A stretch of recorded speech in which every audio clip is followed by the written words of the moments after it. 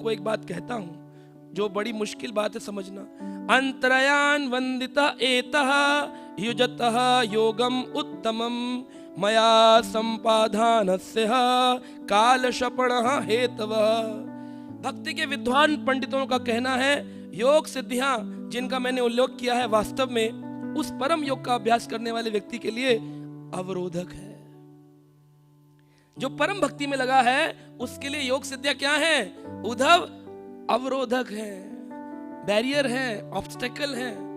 जिस व्यक्ति को भगवान का भजन करना हो उसको सिद्धियों से, रत्नों से, मणियों से, कुंडलियों से, ग्रहों से, नक्षत्रों से, देव पूजन से आकर्षित नहीं होना चाहिए। उसके लिए ये सब क्या है?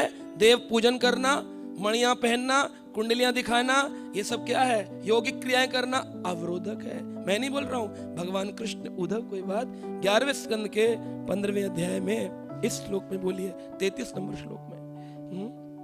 अंतरयान वंदिता एता युजतो हो योगम उत्तमम मया समाधानस्य काल शपण हेतवे। शपण यानी कि वह काल उसकी बर्बादी कर रहा है, टाइम खराब कर रहा है।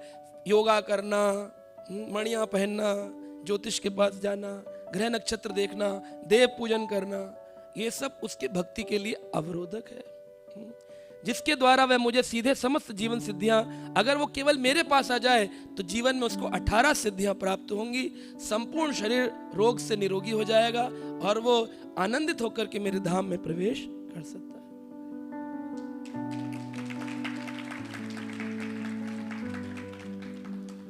तो इसलिए प्रभुपाद जी लिख रहे हैं कुछ योगी आत्मा को वैकुंठ लोक तक ले जाने का प्रयास करते हैं, आत्मा को वैकुंठ लोक तक ले जाने का।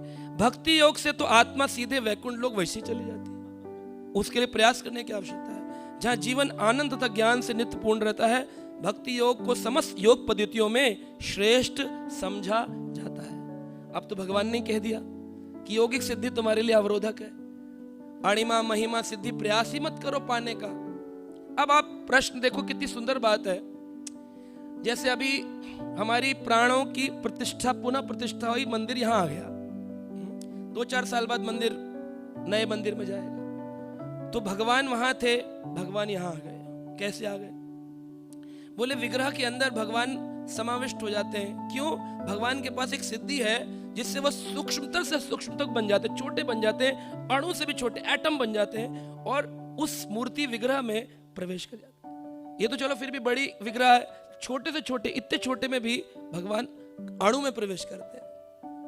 प्रभुपाद जी कहते हैं कभी कभी धूप में देखो तो मिट्टी का कण उड़ता नजर आता है, क्योंकि उस कण में भी गर्भोदकशाही विष्णु उसकी गर्भ में है, इसलिए वो मिट्टी का कण उड़ पा रहा है, वरना वो उड़ नहीं सकता है। क्या बिना पायलट के कभी फ्लाइट को उड़ते देखा है? यानी भगवान उस अणु में है, सूक्ष्मता से सूक्ष्मता। अच्छा, भगवान चले गए तो भगवान है, विग्रह में आ गए, प्राण प्रतिष्ठा हो गई, अणु में सूक्ष्मतर बन के विग्रह में प्रवेश हो गए।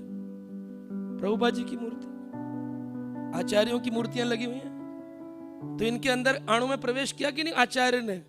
तभी तो मूर्ति बनी। कहते प्रभुपाद जी का विग्रह है, प्रभुपाद जी की ड्रेसिंग हो रही है, भोग लग रहा है, क्या है इसके अंदर? आचार्य क्या हो गए?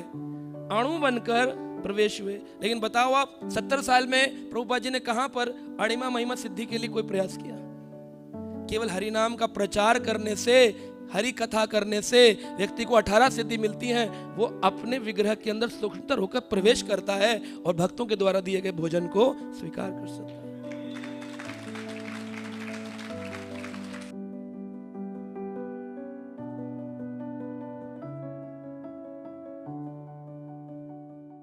Subscribe now and press the bell icon.